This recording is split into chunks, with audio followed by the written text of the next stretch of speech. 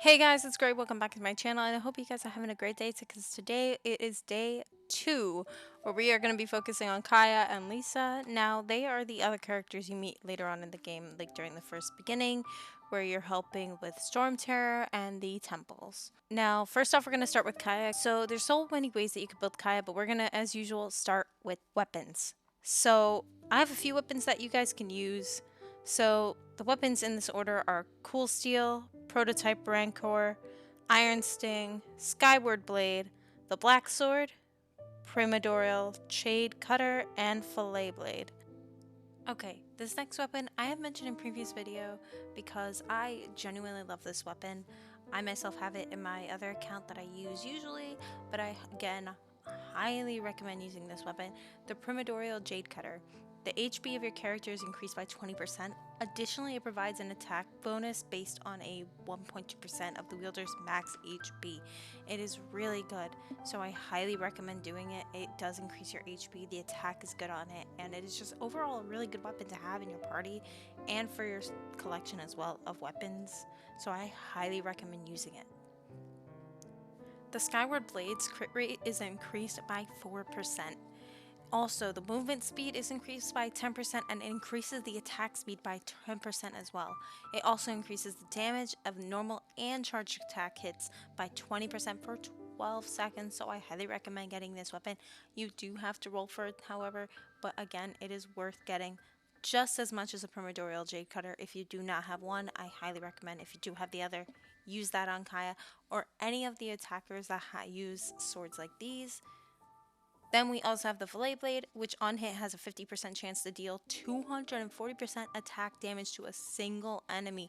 So this is great if you're fighting rune guards. They are really good to fight against, especially when you're using a weapon like this. So I highly recommend using it if you're going to go and fight any rune guards or any of the bigger bosses. So in order, with Cool Steel, it is a 3-star, but it increases your damage against enemies affected by Hydro or Cryo by 12%. So that is a huge percentage, so I highly recommend using that if you are just starting out. Then we have the Iron Sting, which helps deal elemental damage and increases damage by 6% for 6 seconds.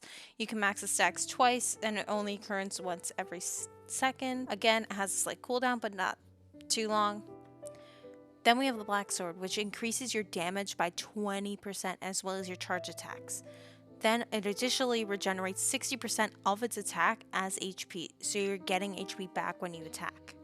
When normal and charge attacks score a crit rate, however, this effect only occurs once in every 5 seconds, so it does happen often, and it does have a bit of a cooldown, but it's still a really good weapon to have. Then we have the Prototype Rancor, which is a 4-star that you can craft. On hit, and normal and charged attacks increase attack and defense by 4% for 6 seconds. It only occurs once every 0.3 seconds, so it is a bit of a wait, but not too long, so I highly recommend doing this. As well as the Iron Sting, which you can craft.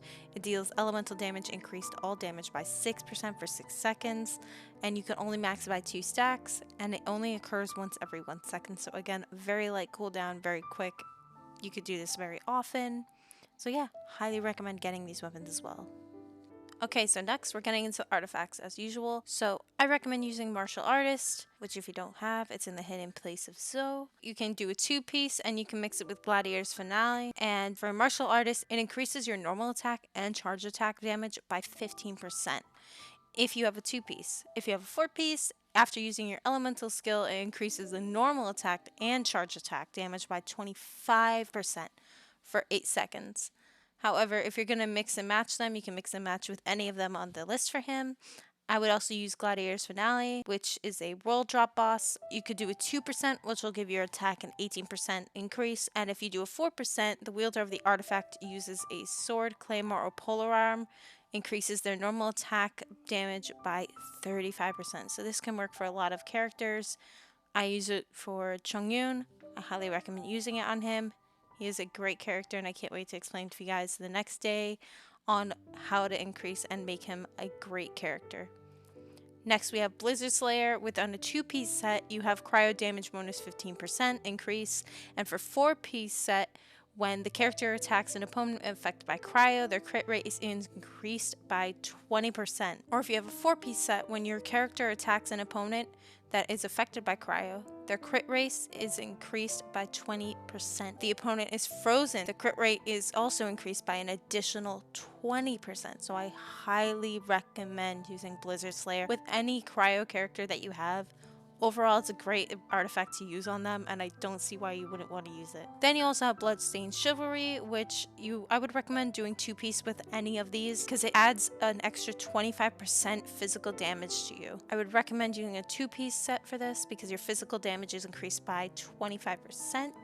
It is a really good artifact as well, so I highly recommend using it. Then we also have the team sets. Now, I kind of thought and figured for Kaeya specifically, I would use more fire types rather than water types. I know that seems odd, but for the water types, I recommend using Barbara, and I also recommend using Mona if you have her. Mona personally, but Barbara if you want someone that's a healer in your party. Highly recommend. Then I also recommend using Venti because the Venti banner is coming out soon, guys. It is coming out soon, and I hope you guys get him on your roll. He is such a good character. I don't have him, so I'm rolling for him and Tartaglia, so I hope any one of you guys gets them. I also recommend using Traveler, Xiao, Shungling, Klee, Sucrose, Bennett, and Diluc. So yeah, that's a team for Kaeya. And now these are all the essential materials you're gonna need for Kaeya.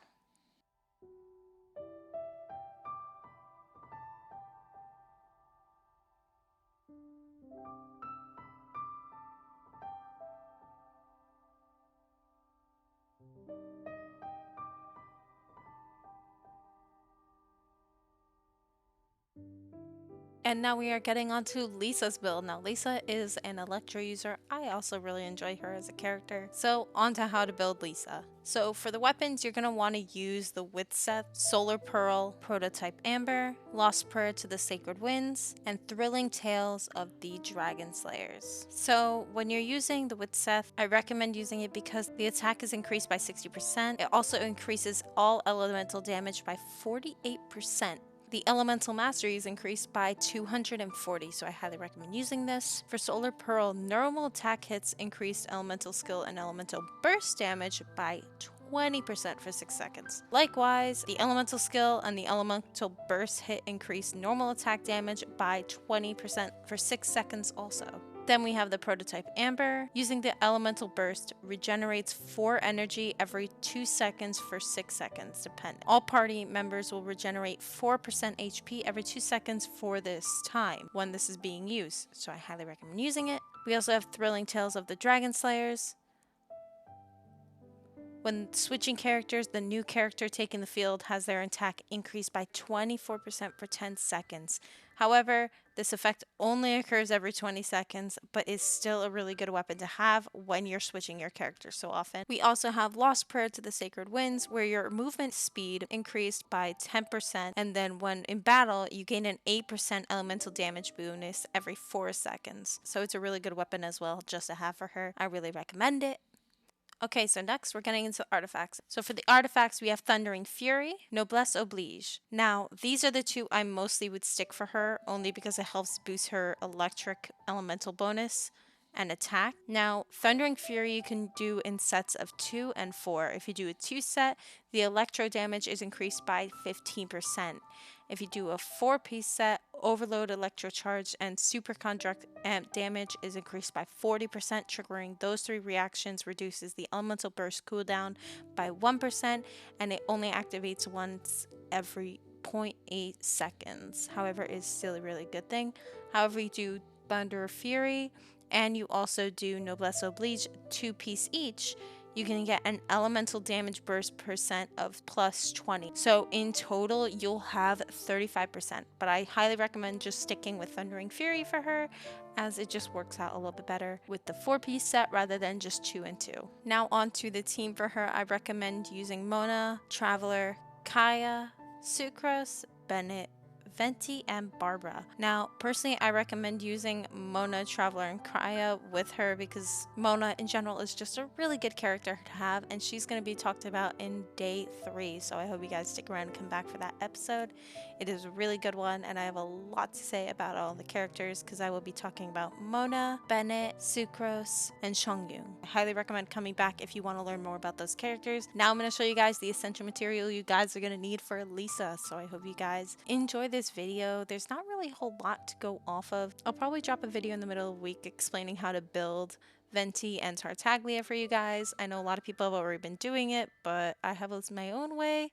And 1.5, we will finally be unlocking the chasm, which I am excited for. So yeah, hope you guys enjoyed the video. So I'll see you guys the next day. Bye!